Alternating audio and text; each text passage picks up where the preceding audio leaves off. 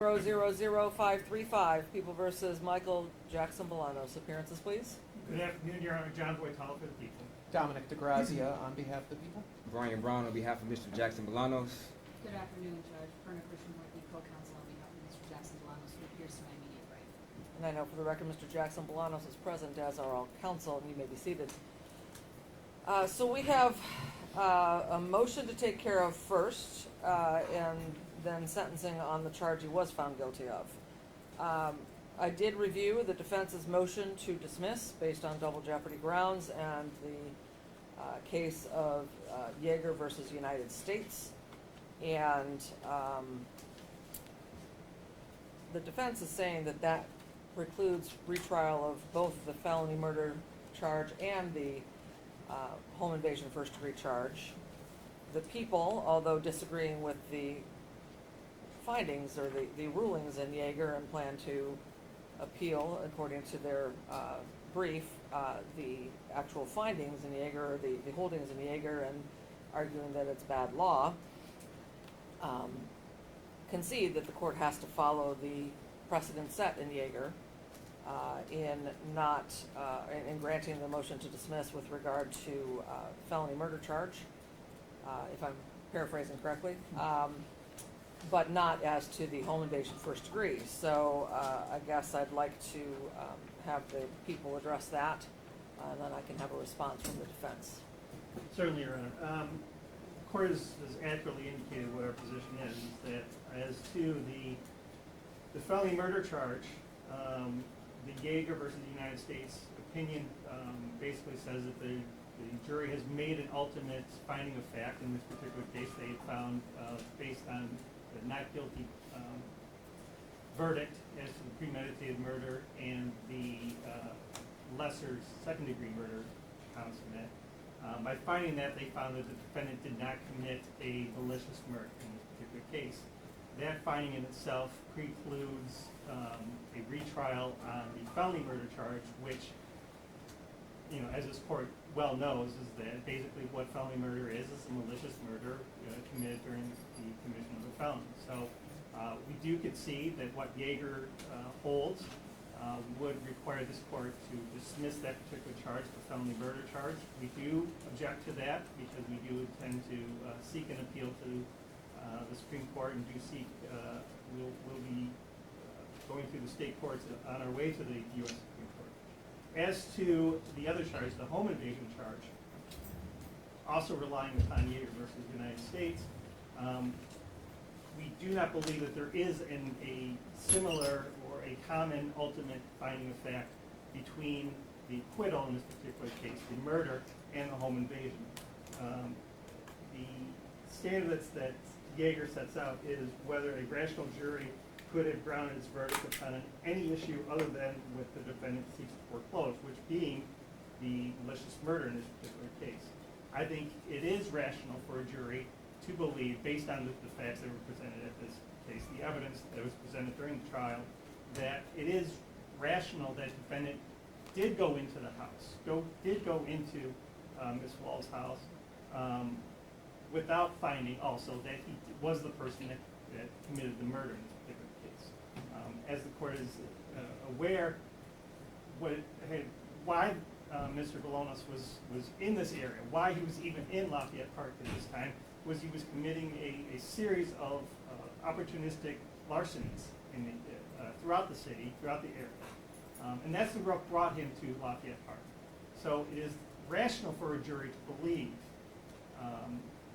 that he continued with that the seeking of opportunistic larcenies in the area by finding either before the murder or after the murder, finding Ms. Woll's residence available and open, and then taking advantage of that and went into the location seeking to do another larceny.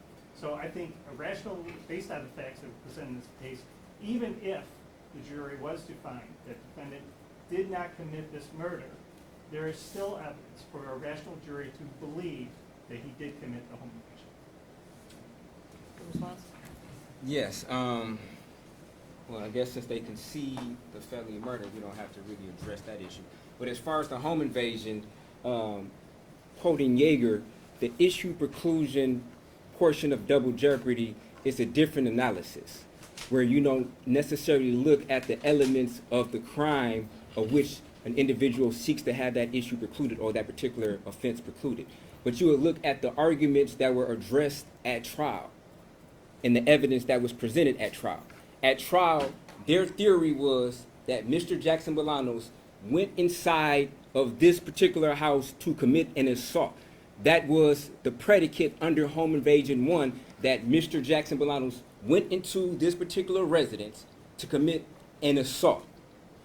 The jury found that he did not commit any type of assault. He was acquitted of first-degree premeditated murder and the lesser included second-degree murder.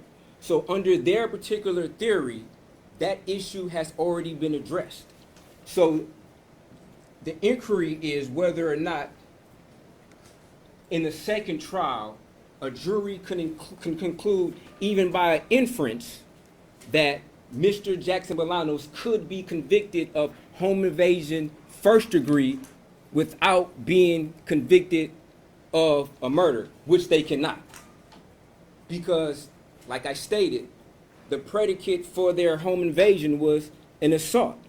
So how can, at a second trial, the jury will be in a position to find that Mr. Jackson-Bolanos committed home invasion first degree if he didn't commit any type of assault on her? So they basically want another bite at the apple, and they want to change their theory and say that, oh, okay, our new theory is that he didn't go in to commit the murder or an assault, but he peeked in there while she was present before the murder or after the murder, which no evidence substantiates that theory at all. They're just throwing things at the wall, hoping something sticks, and changing their theory. They've already unsuccessfully argued their theory, and for them to get another bite at the apple, Judge, that'll be against precedence.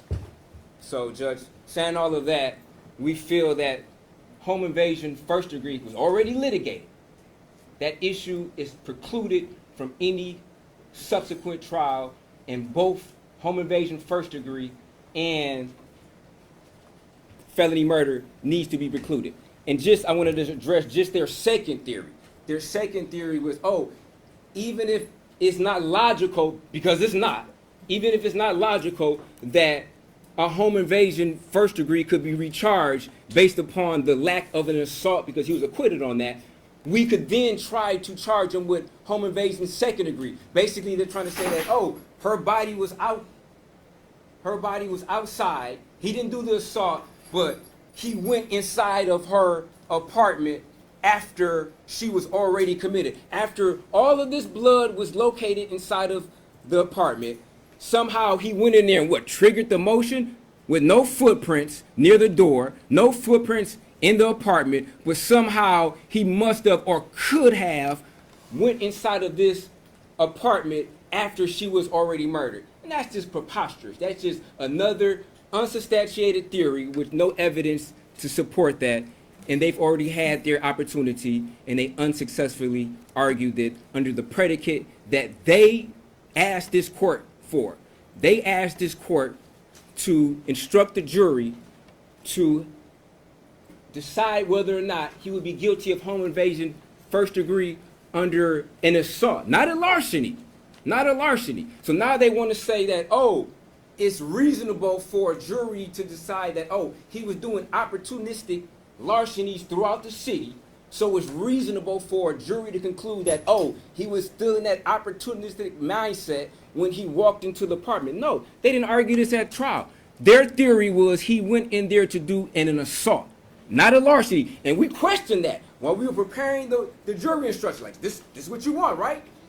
That's what they wanted, that's what they got, and they did it unsuccessfully. They don't get another chance, Judge. Thank you. Reply?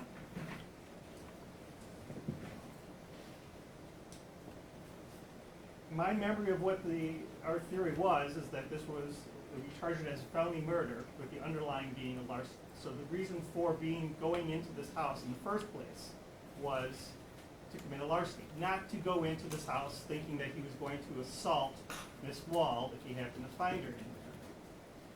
That was, I believe, on our theory. That's how we charged it. The jury is not bound by what our theories are. They're bound by what the evidence is presented. And what the evidence that has been presented. Would it be rational for them, based on the evidence that was presented, for them to find a home invasion even without finding that he committed the murder? Our position is yes. And just a quick reply. He states his memory. He didn't participate in this trial, so his memory may not be at where it should be in order to, I guess, recite what the elements were and what the jury instructions were. I've got the instructions right in front of me. Okay. All right. I just had my law clerk print them off for me. Okay. These are the ones I read during the trial. All right. Thank you. So in a way, he is correct, because under the felony murder charge, they had the crime of larceny and or home invasion. But he was acquitted for that. I understand. Okay. But so he's correct that under the felony murder, their theory was larceny and or home invasion. But under the home invasion, we had discussions about this before the trial began, and in the information itself, count 3 home invasion alleges that the defendant did break and enter or did enter without permission a dwelling located at Joliet Place in Detroit, and while entering, present in, or exiting from, did commit an assault. And while entering, present in, or exiting the dwelling, Samantha Woll was present, legally present therein. So the only theory under the home invasion charge in the information was committing an assault, not the theft theory. And in jury instructions that were given to the jury on count 3, the second element was that the defendant entered, was present, that when the defendant entered, was present in, or was leaving the dwelling, he committed the offense of assault and battery. And nowhere in the instruction on home invasion first degree did we talk about larceny. And that was not in the people's information either, under the theory for home invasion first degree. So it would seem that the underlying theory of assault would also be barred, and that was not, and there was no mention of the home invasion of larceny under the home invasion, both in the information and in the elements that were given to the jury. So I believe, as Jaeger still appears to be good law at this time, the court is also precluded from retrying the home invasion first degree because it was based on the assault and battery theory, and obviously assault and battery would carry on with the ultimate crime of felony murder and the attack that happened to Ms. Woll. So I believe that based on the theories presented by the people in the information and in the instructions as were agreed by the people in defense, home invasion first degree would be precluded as well. But I do want to address the Jaeger opinion. I did pore over this opinion quite thoroughly, and I do agree with the people that it is a poor decision and presumes that when a jury makes an inconsistent finding of being hung on one count but finding not guilty on the other count, that it must be that the not guilty applies to both. And after listening to this trial and listening to all of the emphasis that was put on felony murder, and basically the people barely mentioned first degree premeditated murder in their openings, closings, or anywhere throughout this trial, the main focus, and I believe the prosecutor even said, the main focus of this trial is the felony murder. And there were still jurors who were voting for guilty on felony murder, and they were hung as to that count and as to the home invasion first degree. I don't believe this jury had any idea that when they found him not guilty on the premeditated first degree murder, that they were precluding a retrial on the felony murder. Inconsistencies, the jury can't be charged with knowing that realizing the elements of second-degree murder are essential for the elements of felony murder. They're not legal scholars. They're looking at this as separate types of charges. And I think that Judges Scalia and Alito were right when they were saying that under all of the prior rulings prior to Yeager, that a jeopardy continues until a hung jury is able to deliberate and return a verdict on all counts. But I am bound by Yeager, and I can't ignore precedent that's been set by the U.S. Supreme Court. And so I am going to have to dismiss as to both the felony murder and the home invasion first degree. I assume the people are going to appeal this decision and see what happens from there. We are today here, though, and he was acquitted on the first degree premeditated murder, so then that leaves the count 4, lying to a peace officer, and we are here today for sentencing on that charge for which the jury did find the defendant guilty.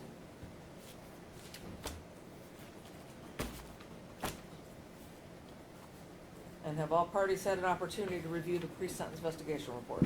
Yes, sir. Yes. Are there any corrections, deletions, or additions to the body of the report? Yes, to the body of the report, we would object to mention of all acquitted conduct for Mr. Jackson-Bolanos. They go through a lengthy recitation of what the investigation consisted of what the police did as far as charging him with murder, and we would like all of that stricken from the pre-sentence investigation report. I believe the only information that should be contained in the pre-sentence investigation report is any information pertaining to his conviction of lying to the police. Yeah. I'm sorry, in regarding larceny from a vehicle, not lying to the police in regards to touching her body or anything. Your Honor, this exact argument was raised in People v. Stokes. That's a Michigan Court of Appeals case at 333 Mishap 304. The defendant in that case objected to information about acquitted conduct being included in the pre-sentencing report. Michigan Court of Appeals stated that it was not an error for the judge to be aware of that information as long as the court did not use acquitted conduct as the basis for her sentence. And I don't believe, I would not ask the court to use acquitted conduct, and I don't believe the court would. So following People v. Stokes, there is no merit to this argument. And I believe the court is very aware of the facts and circumstances of this case, seeing that the court was present for a 5-week trial, so I don't believe that the information contained in the pre-sentence investigation report is necessary to inform or refresh the court's memory of what the allegations or the investigation was. Well, you're talking about the description of the offense narrative, and that is taken directly from the police department's investigator's report. And I've never stricken any parts of that investigator's report. That is how they came about to this whole thing. It is noted in here at the end what happened with the various counts, and so anyone reading this will realize that what had happened. I do note on page 5 of the evaluation and plan, which is the end of that narrative of the description of the offense, that it didn't actually say what happened to count 4, and so I added the sentence at the end of the last paragraph right before it says consecutive sentences. The defendant was found guilty by jury of count 4, lying to a peace officer. Okay. Because they didn't say what the result of that charge was.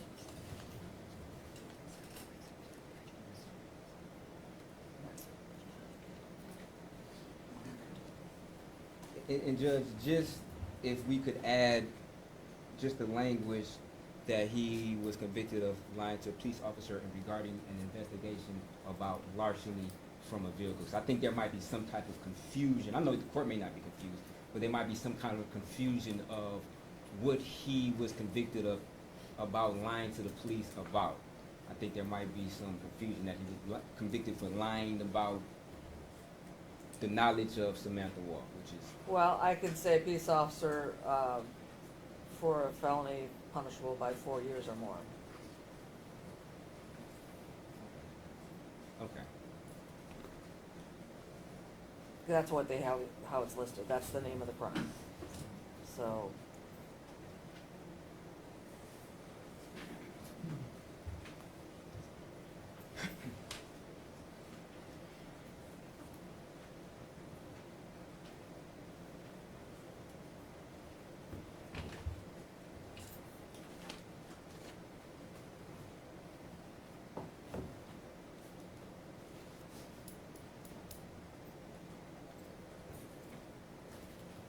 Are there any other corrections, deletions, or additions being requested at this time to the body of the report? None on behalf of the people. Not to the body, just some guideline issues. Mr. Jackson-Bolanos, is there, you went over the report with your attorneys? Yes, All the information about yourself is correct? yes. Okay.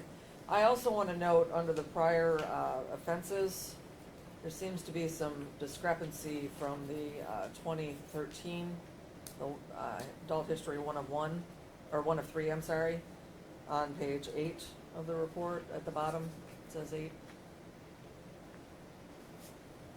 Adult history offense 1 of 3. Yes, sir. It says that the defendant was resentenced to a prison term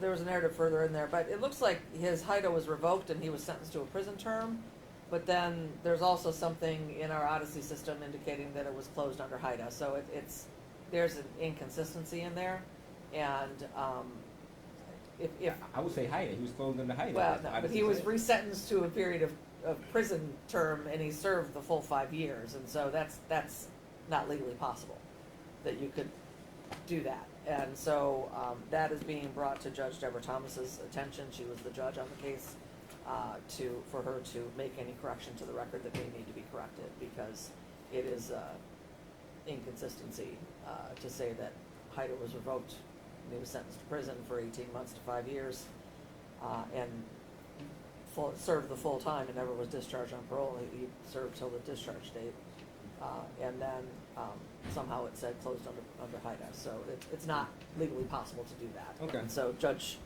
Deborah Thomas we pulled that file. She'll have to take a look at that, to look at that inconsistency and make any corrections she may need to make to the court file.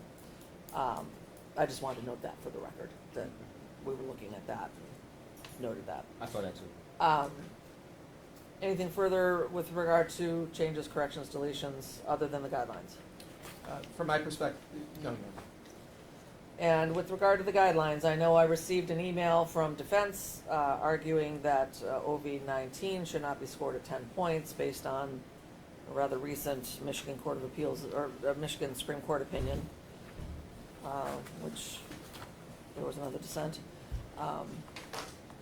Did you wish to address OV-19? Yes, I believe it is scored properly. I've had a chance to look at the case that defense counsel sent this morning.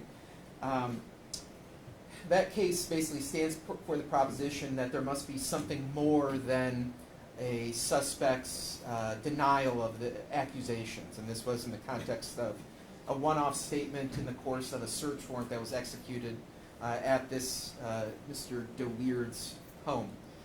What we have here is very different, and I would point to the cases that are cited in this DeWeird case. People v. Barbie. That's you an spell example. that? Sorry, what? Spell the name for the court reporter, please. Barbee. That's at 470 Mich 283. In that case, the suspect provided a false name to police, and the Supreme Court has upheld that as a valid a valid scoring of OV-19. The central question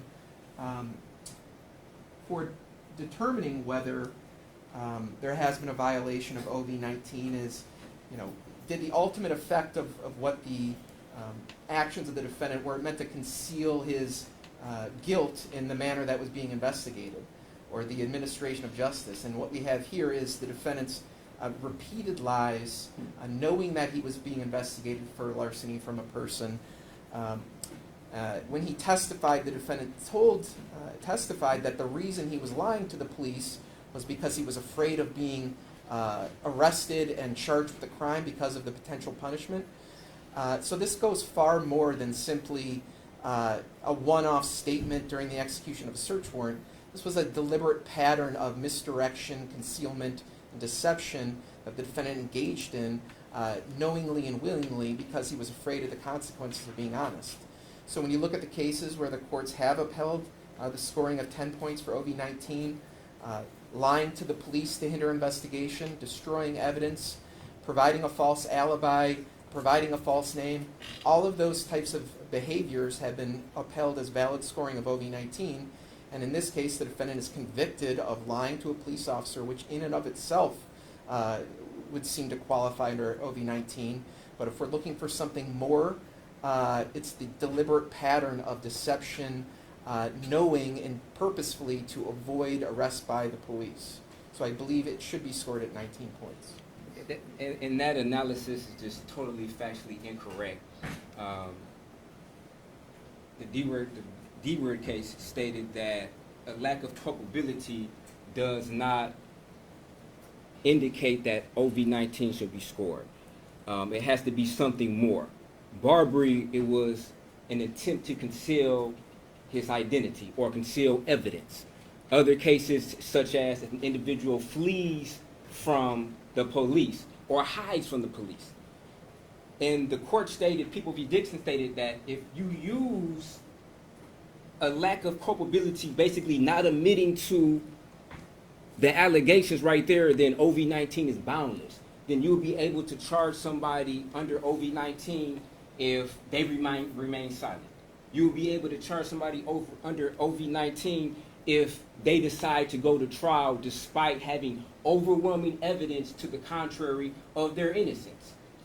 You would be able to charge them under a plethora of different circumstances where OV-19 has not been or supposed to be used under those circumstances. An individual has a presumption of innocence. So if the police ask you, did you do this crime, and then you say no, that does not impede their investigation any more than if you remain silent, per case law. That's what the court stated. So if he were to remain silent, or if he would have said what he said as far as, that's not me, it has no other impact or no more of a detrimental impact on their investigation at all. He didn't say, oh, I know who did it, it's John down the street, and then they went to investigate John down the street. Had that happened, then yeah, maybe OV-19 would have been applicable in this particular case. Or if he tried to come up with a false alibi, and then the police had to expend resources to track down who he said he was with, like I was with my ex-girlfriend, and they had to go track her down, call her, interview her, just to find out that he lied. Under those circumstances, yes. But just him simply coming to the police station and saying, I did not do what you accused me of doing, Judge, clearly the case law says that OV-19 cannot be scored under these circumstances. So it's not valid. Well, I think I'm bound by DeWeerd, and that's spelled D-E-W-E-E-R-D, and that is 511 Mich 979. That's a 2023 case that came out of the Supreme Court. Although there was a compelling dissent written by Justice Viviano and joined by Justice Zara. That's... I mean, Judge, this goes more than just a denial. He didn't just go to the police and say, oh, I didn't do it. He engaged in a deliberate pattern. He did give a false alibi. He did lie about the circumstance of what it did. All of these factors that are mentioned in DeWeerd, where they're saying that, What's false alibi? Yeah, exactly. he claimed he was at a gas station. He claimed he was at his aunt's house. He claimed he wasn't even there breaking into houses all night. The police did have to run down these different leads and check these things out. Hold on. Breaking into houses? What is he talking about? Cars, you mean? Cars, Yeah. that's what I meant. That's what he's talking about. He's claiming he was doing other activities. He was in completely other places. He said he was, I was at my aunt's house. I was over here talking to a girlfriend. I was doing all these other things other than what he admitted that he was doing, which is lying to the police. So there's clear distinguishing here between DeWeerd and the other cases that the court in DeWeerd said were still valid uses of OV-19. And his remembrance of the facts is flawed at best and disingenuous maybe at worst, or maybe flat out lies at worst. However, he never said he was at a girl. Sergeant Ford said, who are you talking to? We see you talking to somebody on the other side of the wall. He's like, I don't remember. I don't know. I know somebody who stays in the King. I don't know if I was talking to her. And then furthermore, and it was about an hour into the investigation that they even told him where or what day this happened at or where it happened at. He never had a false alibi and said, I wasn't there. They asked him about a bag and he was like, oh, I might have, got it from a gas station. They didn't say, oh, on October 21st or October 22nd, you were seeing Candace's bag. They showed him a picture of a bag walking downtown and say, oh, what's in his bag? Like, if you could show me carrying a bag from Whole Foods and like, oh, I know you went to Whole Foods. I can't remember what day that was at. It could be on any day. Judge, I was already ruling in your favor. I'm sorry. so- I'm just wanted to. I know. I'm sorry. I apologize. It just. OB-19 will be at 0. Thank you. Takes us to 0 for OBs, down to level 1. Any other objections to the guidelines? Yes. PRV1 is improperly scored at 25 points. I believe they're double scoring his previous conviction for juvenile. They already scored that under a high severity juvenile conviction, and then they in turn scored it under a high severity adult history, which there is no adult high severity convictions under Mr. Jackson-Bolanos' record. So that should be scored at a 0. No. The 2018 conviction, which is adult offense number 2 of 3, he was charged with receiving, concealing stolen property as second offense. And that's what he pled guilty to. So that receiving, Which is concealing, what, 7.5 years? Yes, it goes up to a level D offense, which is a high severity felony.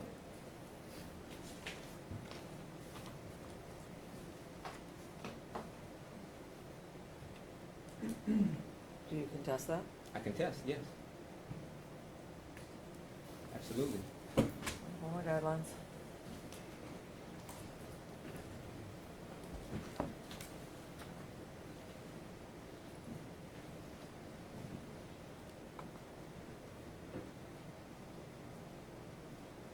Do we have the PSI from that sentencing? Right, and I believe they dropped the habitual status, representing him on that case. He wasn't sentenced under habitual status. Yeah, hold on. Oh, it says in the history that he was, but let me look and see what it says in our court. What's the case number?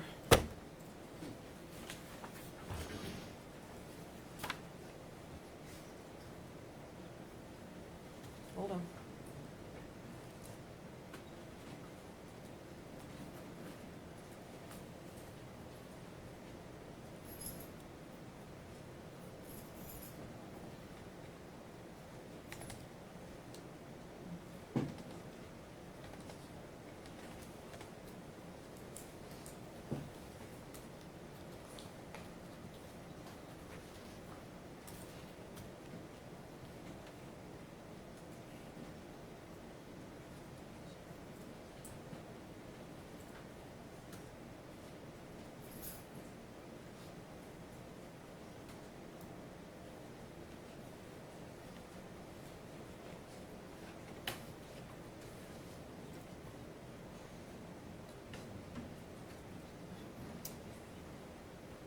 Well, it says stolen property, receiving, concealing motor vehicle, second offense. In the records, I do not have the documents available to me.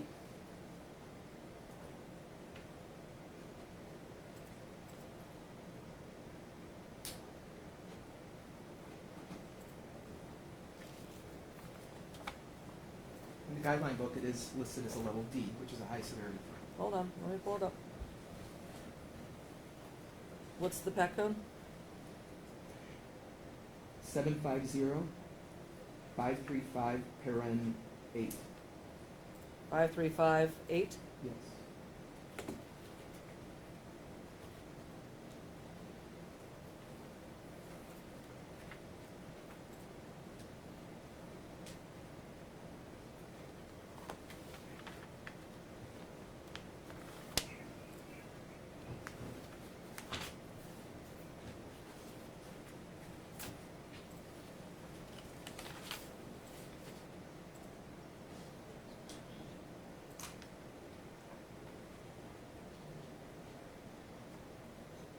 Yeah, second or subsequent offense is a 10-year penalty, which would make it a level D.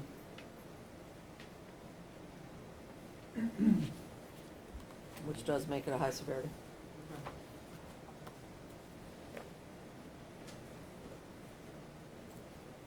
So OV, or PRV 1 is correctly scored at 25 points. Any other objection to the scorings? No other objections to the scoring. So that would put the guidelines at 0 to 22.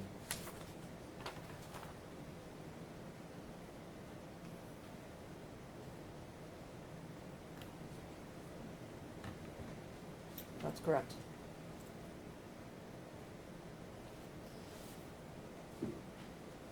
Under the G grid? Yes.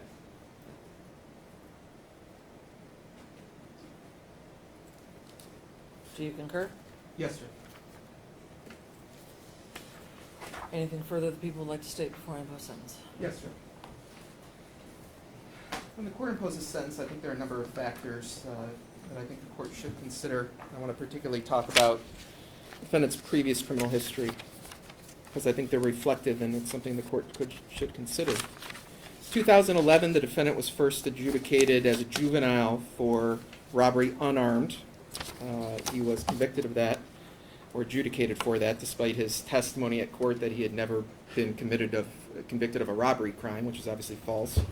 But he was placed on probation in October of 2011.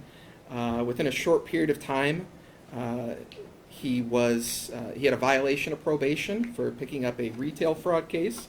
Within a few months, he was then committed, which is a elevated punishment within the juvenile justice system. So already, within 5 months of his first adjudication as a juvenile, he's already violated his probation.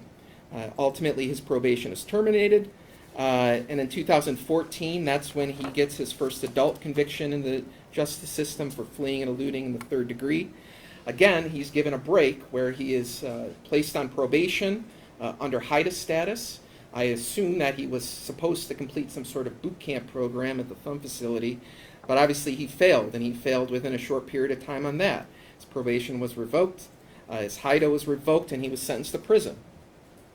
While he was in prison, he was adjudicated and found guilty of over 40 misconduct offenses while he was in prison, including possession of stolen property, threatening behavior, fighting, assault on a staff, sexual misconduct, 40 adjudications of guilt within that 4-year period of time. He is released from the Department of Corrections, and within 5 months, he has now been convicted of another felony for receiving and concealing stolen property, second offense this time, and he is again given a break where he receives 2 years probation and the 6 months in the Wake County Jail, and that's after serving 4 years in prison and committing a new crime within 5 months of being released.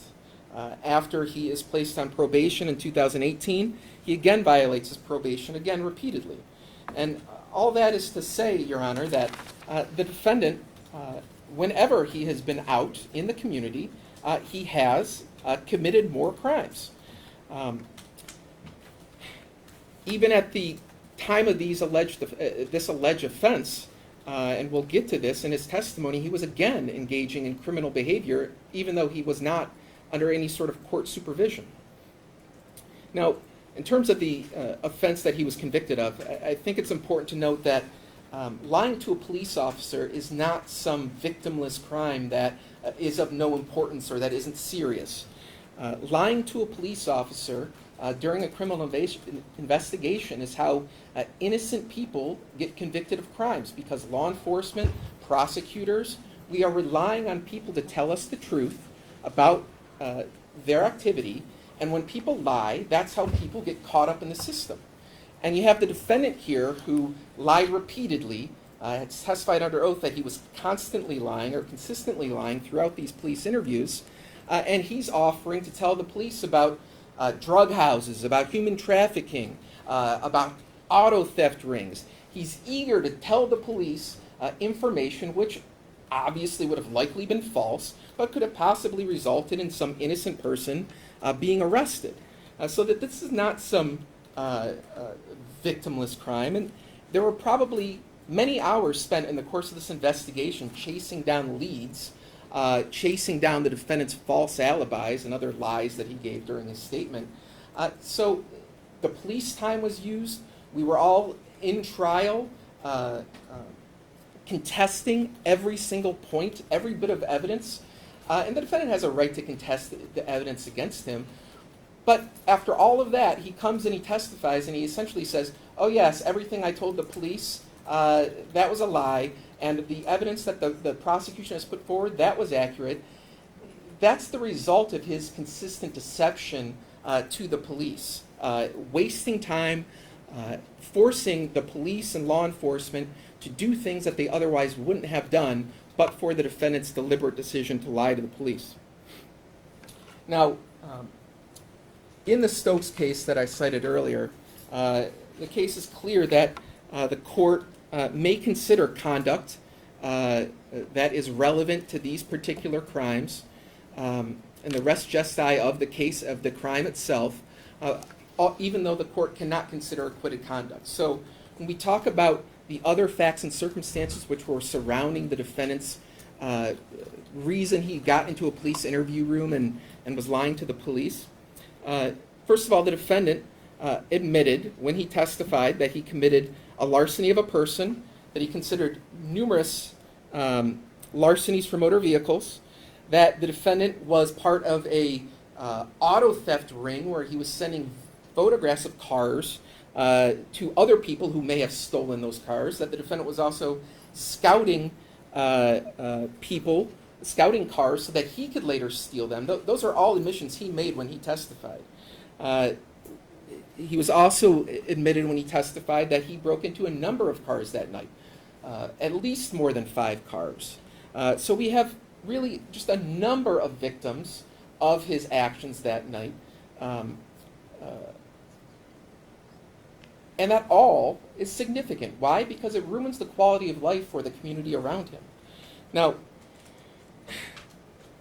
the defendant, throughout his statement to the police, and also in his testimony, it was clear that he showed absolutely no remorse for breaking into all these cars, for committing all of these crimes, because for him, the important thing was that, you know, the items that he was stealing had no value, that it was just some property. And I think it was telling when he testified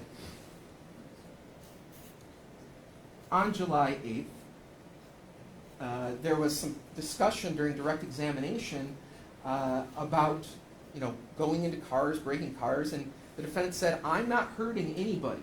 I'm not bringing any ill will towards anyone." And that's at page 14, line 3.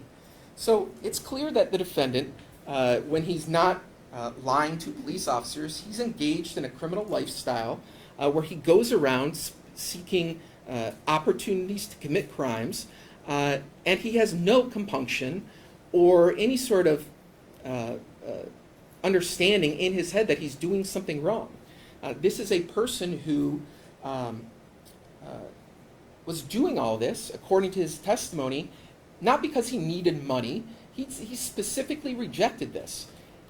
He specifically was going out there to commit crimes because he liked to commit crimes. He was out there for 4 hours walking around Detroit committing crime after crime after crime. So I think ultimately, Your Honor, when you're considering sentencing, I'd like to point to the People versus Snow case. That's at 386 Mich. 586.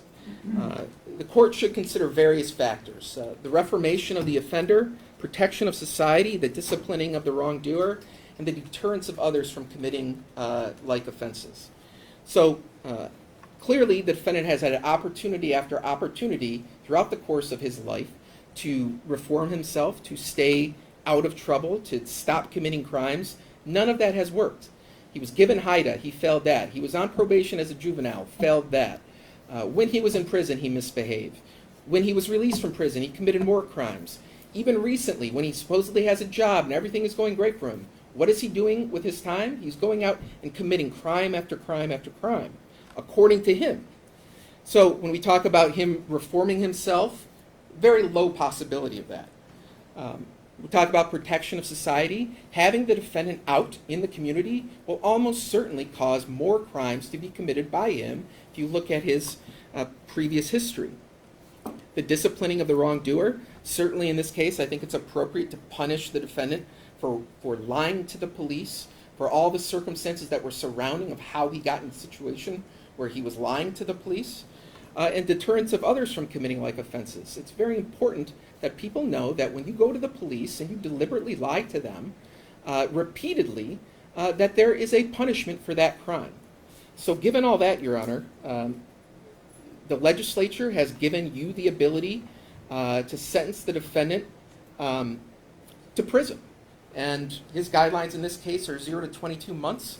I think a prison sentence, given the nature of these offenses, the defendant's previous criminal history, would be appropriate. So I'm asking the court to sentence the defendant to 22 months to 15 years in prison. Judge, that's just a preposterous request. They basically want you to sentence him for acquitted conduct. The fact that they did not get the acquittal of an innocent man, they want you to sentence him to the maximum amount of time that's available under the guidelines. Judge, now, the prosecutor speaks of innocent people can get convicted of crimes when individuals lie. They also said the resources of the police department. Now, we saw through the pendency of this trial, multiple of their witnesses who've lied to the police, never charged, and what did that lead to? That led to an innocent person who was facing the trial of his life, fighting for his life for something he did not do. Something that was pretty obvious to anybody who paid attention to the trial, that Mr. Jackson-Bolanos was a victim of circumstances of the wrong person at the wrong place at the wrong time. That's all. Now, as far as lying to the police, he admitted he lied to the police. As we stated earlier, he didn't send the police on a wild goose chase. He didn't say, oh, I know who did it, it's George Lewis. He didn't say that. He said, that's not me in the picture.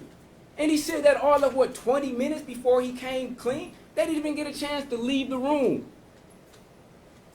They, in their mind, knew he was lying. He came clean, and he was very honest and said, yeah, that's me. However, when he denied it at first, like I stated, they didn't give him any specifics of when this happened. They didn't say October 21st, October 22nd, you were in the area of Lafayette and wherever, or you were in the area of Harbortown off of Jefferson. They never asked him pinpointed questions. They gave him a screenshot of somebody holding a bag and said, that's you, you were going into cars. They never confronted him with any type of evidence to suggest, like, oh, we saw you going into the car. And matters of fact, he introduced evidence that they didn't even have. He said, I was out there taking pictures of cars. They didn't have that information there. They didn't confront him with a picture of that Dodge Challenger with Coast Guard plates. He stated that. And after we found out in the trial, that was the honest statement that he made, that he gave to the police. Now, just like OV-19, if an individual denies culpability, surely he shouldn't go to prison for that. He's innocent until proven guilty. It has to be something more. Just like OV-19, it should be something more in order to rise to the level of sending him to prison. Just him initially denying culpability is not enough for a prison sentence. How many individuals lied to the police and they never charged? Through the pendency of my career, I've never heard, never represented an individual who's ever been charged with just simply lying to the police officer, unless it's something super material, such as maybe they filed a false police report, they hid their car down the street, and then they said they got carjacked. And then the police are going out looking for a carjacker, spending all these resources just to find out the person who made that report lied to them. Or in a case where they get on the stand and they commit perjury, like people did during this trial. People committed perjury during this trial. Are they going after them? No, but they want to act like they're so concerned about the truth. Their own witnesses, they knew they were lying. Are they going to charge them with perjury? Absolutely not, because it's not, justice for them is not blind. They look at him and they want to convict him and they want to punish him for something he did not do. And then they wanted to get emotionally charged to bring up all of this stuff, his prison record. Where's that information at? What prison record?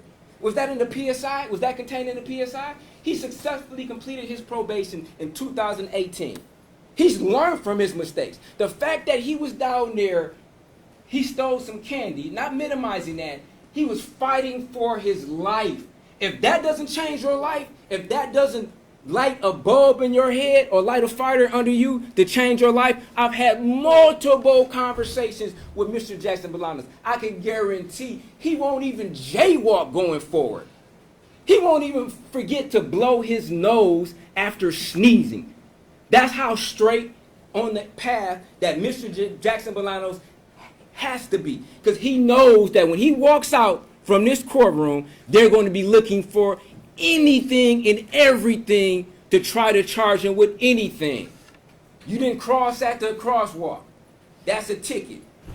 Hopefully we find something on you. He knows exactly that. So he is not going to have any more run-ins at all with the legal system going forward. The probation that Michigan Department of Corrections recommends, and we recommend that also, he's going to complete that without a stain or a blemish. There's not going to be any type of violation, because he knows if he comes in on a violation, the prosecution is going to say, see, Judge, send him to prison. He's not going to give them the satisfaction. He's not going to give them the opportunity. Not just that he doesn't want to give them the satisfaction, because he feels in his heart and he knows in his heart what's the right thing to do, and he's going to act accordingly. Through these 243 days, he's had a multitude of opportunities to reflect on what he did that particular night.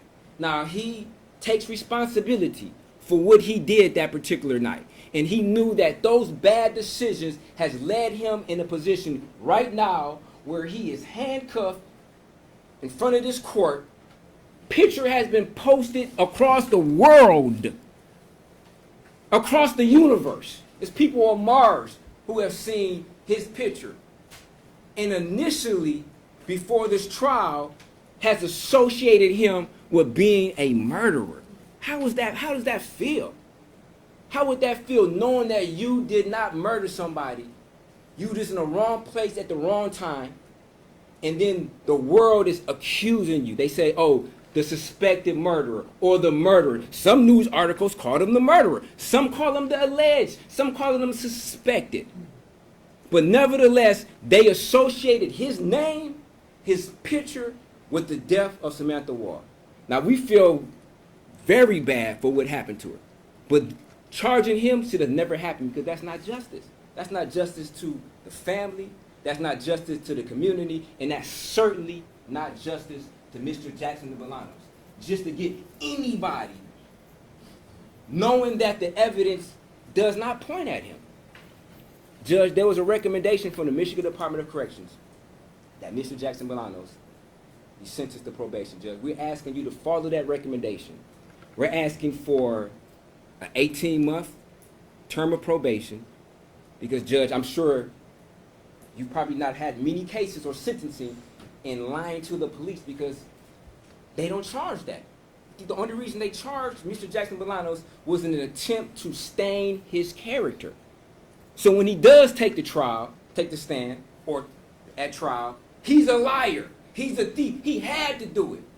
Mr. Elsie, how many times did he say Mr. Jackson-Bolanos is a liar? Oh, he lied 40 times. He lied 44 times. Lie number 1, lie number 2, lie number 3. Yeah, he admitted he lied.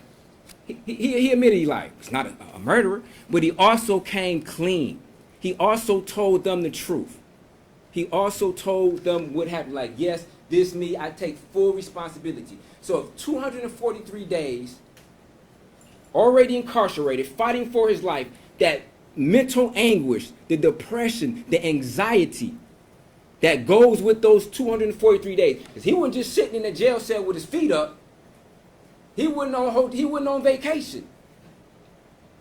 Like, that type of mental anguish to be charged with something that you didn't do, Judge, I think is more than enough to ensure that going forward, that Mr. Jackson-Bolanos will be a successful candidate, Judge. And considering the crime in his guidelines, Judge, we ask for a term of probation without the tether, because we believe that Mr. Jackson-Bolanos is not a flight risk. He was arrested twice. The first time he was arrested, he never tried to flee, Judge, so there's no particular reason why he would flee. And he understands if he does try to flee or violate probation, he would be throwing himself in front of the court, and he knows where he would be going if that were to happen. Mr. Jackson-Bolanos, anything further you'd like to state on your own behalf, sir?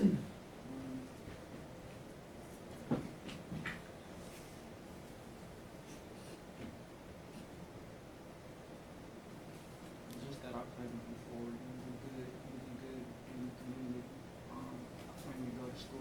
at my job, so I'm working currently. Not right now, but when I'm out, yeah, I don't want no place right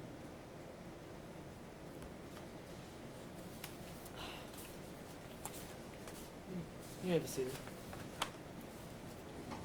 So, this is a difficult case. We started with some very, very serious charges, and while it seems like this is not a serious charge, when you add the habitual fourth offense to it, raises it to a maximum penalty of 15 years. And what I have to look at is not just the circumstances of the offense, but also the offender. And habitual fourth raises this up into a straddle cell, a 0 to 22 months guidelines, and the 22 months would indicate prison. And although it is a straddle cell, I could choose to give him jail time or just straight up probation. But I also have to look at the number of times that the defendant lied. And I have to say, if lying was an Olympic sport, you would get the gold medal, sir, because you told lie after lie after lie throughout those interviews, interrogations, and even a few on the stand. And the number of lies does factor into this. Also, the fact that there were prior failures to comply with community supervision, both with an unarmed robbery when he was a juvenile, and also for the fleeing looting. And not only was he removed from the Haida prison sentence at the Thumb almost immediately, but was given a sentence of 18 months to 5 years and served out the entire term and never actually achieved parole because there had to have been numerous misconducts that apparently Mr. DeGrazia had looked up, but were not included in this report. But it's obvious there were numerous misconducts for him to serve out his entire time and not get parole. And then the other factor I'm looking at is nothing to do with acquitted conduct or the charges that had to be dismissed pursuant to that case, but also to admitted other crimes that he admitted to on the stand that will never get charged.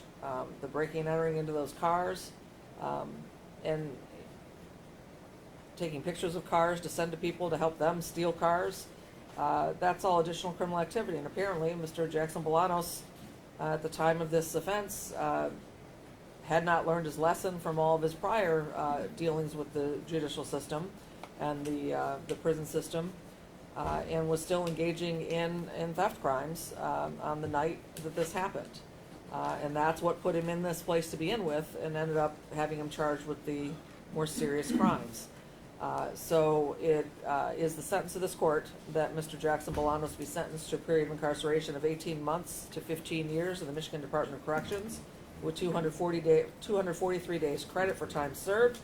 He must pay $68 state costs, crime victim assessment fee of $130, no probation. Court costs of $1,300, which is the amount this court has estimated is the average cost of a case coming through this courthouse. It's my duty, sir, to advise you of the right to seek appellate review of your conviction and sentence. If you're unable to afford an attorney, one will be appointed for you.